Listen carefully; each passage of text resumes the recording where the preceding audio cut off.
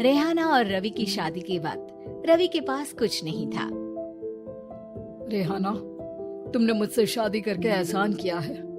मुझसे ज्यादा तो तुम कमाती हो। अरे तो क्या हुआ, एक दिन आएगा रवि कि तुम खूब पैसा कमाओगे। मुझे तुम पर पूरा विश्वास है। रवि और रेहाना खुद को स्टैंड करने के लिए पूरी मेहनत करते। रेहाना, मैं नौकरी नहीं करना चाहता हूँ। तो कोई बात नहीं, मैं नौकरी करके घर चलाती हूँ, तुम बिजनेस सेट करने की कोशिश करो। एक दिन रेहाना, तुम जानती हो, मैंने जो विज्ञापन बनाने वाली कंपनी खोली थी ना, उसे बड़ी ब्रांड का ऑफर आया है। अब हम लोगों के दिन प्यारे न्यारे हो गए हैं। मैं जानती थी रवि कि एक दिन तुम सेटल हो जाओगे। रवि का काम अच्छा चल जाता है। एक दिन वो रेहाना से कहता है, रेहाना, अब हम लोगों का बच्चा भी हो गया है। बहुत छोटा है वो, उसका ख्याल कैसे रखेंगे हम? कैसे क्या, मैं गांव से माँ को लेकर आ जाती हूँ। नौकरी से हाफ डे ले लिया करूंगी। अभी तो वो छोटा है, स्कूल जाने तक मैं मैनेज कर लूंगी। देखो रेहाना, मैं अब अच्छा कमा रहा हूँ। तुमको नौकरी करके परेशान होने की कोई जरूरत नहीं है। अरे कैसी बात कर रहे हैं, मैं अपनी लगी लगाई नौकरी कैसे छोड़ दूं? और मैंने तो सुना है हम लोगों को कुछ ही महीनों में सरकारी नौकरी मिल जाएगी। सरकारी नौकरी में कितना कमा लोगी? उतने में तो मैं ड्राइवर रख लूंगा। रेहाना को रवि की बात का थोड़ा बुरा तो लगता है। कम से कम मेरी नौकरी की इतनी बेइज्जती मत करो। भूल गए, इसी नौकरी के बदौलत तुमने अपना बिजनेस खड़ा किया है। अरे वो तो मैं किसी के भरोसे भी कर लेता। देखो, अपने बच्चे को संभालो, घर का काम करो। अब बाहर जाती तुम अच्छी नहीं लगती हो। रेहाना रवि के कहने पर नौकरी तो छोड़ देती है, लेकिन अब बड़े से घर में उसकी कीमत किसी नौकर से कम नहीं होती। एक दिन रवि का दोस्त आता है। भाभी, हम लोग तो आपको तब से जानते हैं जब से आप लोग शादी होकर इस शहर में आए थे। आपकी बदौलत ही सारा बिजनेस खड़ा हुआ है। ये किस्मत तो आप ही की है भाभी। हाँ हाँ भाई, हमारी मेहनत तो कुछ है ही नहीं। अरे होगी, लेकिन भाभी की किस्मत के आगे कुछ नहीं।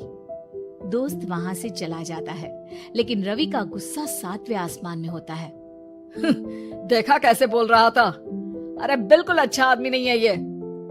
कैसी बात कर रहे हैं आप? प्रशांत भैया तो बहुत अच्छे इंसान है रवि। कैसे उन्होंने हमारे मुश्किल वक्त में हमारा साथ दिया था। अरे था पैसा तो साथ दिया, नहीं तो कौन पूछता है? रवि का व्यवहार पैसा आते ही अलग हो गया। वो बंदे को बंदा नहीं समझता। घमंड से घिरे रवि ने तो एक दिन हद ही कर दी। रेहाना, मैं अब तुम्हारे साथ नहीं रह सकता हूँ। क्या क्या बकवास कर रहे हो रवि? क्या कहना चाहते हो? और क्यों नहीं रह सकते तुम मेरे साथ? देखो, मुझे कोई और पसंद है और उसने साथ रहने पर बस यही शर्त रखी है कि मुझे तुम्हें तलाक देना होगा। रेहाना, जो कि एक स्वावलंबी महिला थी, उसने बिना देर किए रवि को कह दिया, कोई इश्यू नहीं, मुझे पैकिंग में 4 दिन का वक्त लगेगा, लेकिन तब तक मैं तुम्हारे साथ नहीं रहूंगी। 4 दिन के लिए तुम कहीं और शिफ्ट हो जाओ, मैं घर से निकलूंगी तो बता दूंगी। रवि घर छोड़कर चला जाता है। रेहाना को दुख होता है, वो रोती है, लेकिन व्यवहार से स्ट्रॉन्ग रेहाना को पति के वापस आने का और उसे सबक सिखाने का पूरा भरोसा था। फिर एक दिन, अरे शुशिका, कब शादी करोगी तुम मुझसे? यार मैंने तो सोचा था तुम शादी से पहले मुझे विदेश लेकर जाओगे, महंगी कार दिलाओगे। अरे सब दिला दूंगा, लेकिन पहले मुझसे शादी तो कर लो। हाँ हाँ, क्यों नहीं। मैं कुछ दिनों के लिए अपने मम्मी पापा के पास जा रही हूँ और लोगों से अपनी शादी की बात करूंगी। अरे शुशिका, कैसे रहूंगा मैं तुम्हारे बिना? अब तो शादी होने वाली है हम लोगों की। शुशिका रवि को छोड़कर चली जाती है। रवि घर आता है, जहाँ रेहाना को ना पाकर उससे सब अजीब लगता है। घर तो रेहाना के बिना कुछ नहीं है, बच्चे की याद भी आ रही है। चलो एक वीडियो कॉल कर लेता हूँ। रवि रेहाना को वीडियो कॉल करता है, लेकिन रेहाना फोन नहीं उठाती। रात को सोते वक्त मन कर रहा है मुन्ने को गले लगा लूं। चलो कोई ना, शुशिका से शादी के बाद मेरे और भी बच्चे होंगे। अगले दिन रवि ऑफिस जाता है जहाँ टीना खड़ी होती है। सर, आपने अपने नए ऐड के लिए मॉडल की रिक्वायरमेंट डाली थी ना, मैं उसी के लिए आई हूँ। रवि टीना को देखकर खुश हो जाता है। अब शादी हो गई है तुम्हारी? नहीं सर, बस अच्छा सा हैंडसम और अमीर लड़का देख रहे हैं मेरे मम्मी पापा। रवि के दिमाग से तो टीना को देखकर शुशिका का ख्याल भी खत्म हो जाता है। अरे यार, ये लड़की मिल जाए कितनी सुंदर है। शुशिका तो इसके आगे कुछ नहीं है। क्या तुम्हें ऐसा नहीं लगता कि मुझसे मिलकर तुम्हारी ये खोज खत्म हो गई है? आप तो 2 बच्चों की पापा लग रहे हैं। अरे नहीं नहीं, मेरी शादी तो हुई थी, लेकिन बीवी को किसी और से प्यार था, मुझे छोड़कर चली गई। खैर, टीना की दोस्ती रवि से हो जाती है, लेकिन 1 महीने बाद शुशिका रवि के पास वापस आती है।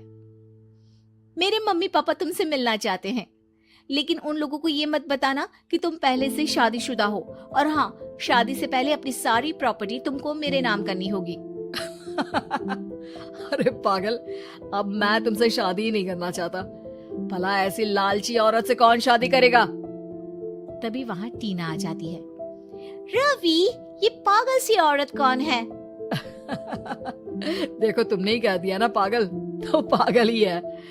पता नहीं कौन है, कह रही है शादी कर लो, लेकिन शादी से पहले अपनी सारी प्रॉपर्टी मेरे नाम कर दो।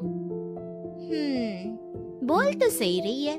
वैसे तुम जानती हो, मेरी एक सहेली है, उसके पति ने उसे पैसा आते ही छोड़ दिया, जबकि उसको खड़ा करने वाली ही मेरी सहेली थी। और मुझे भी भरोसा नहीं है, अगर मैं भी तुमसे शादी करूंगी तो तभी जब तुम मेरे नाम अपनी सारी प्रॉपर्टी कर दोगे। अरे हाँ, क्यों नहीं, बिल्कुल कर दूंगा। रवि और टीना की शादी की तारीख तय हो जाती है। वो अपनी सारी प्रॉपर्टी के कागज लेकर शादी वाली जगह पर पहुंचता है, लेकिन वहां टीना आती नहीं। रवि टीना को मैसेज करता है, कहाँ हो? सॉरी, मैं तुमसे शादी नहीं कर सकती, मुझे तुमसे भी ज्यादा पैसे वाला मिल गया। रवि को गुस्सा आ जाता है। वो गुस्से से सारा डेकोरेशन तोड़ रहा होता है कि वहां रेहाना आ जाती है। सर, क्या हो गया? क्या डेकोरेशन पसंद नहीं आई आपको? तुम यहाँ क्या कर रही हो? मैं यहाँ की डेकोरेटर हूँ। क्या आपको पसंद नहीं आई यहाँ की सजावट? रवि दौड़कर रेहाना के गले लग जाता है। मुझे माफ कर दो रेहाना। रवि रेहाना के गले लग जाता है और रेहाना टीना को थैंक्स का मैसेज करती है।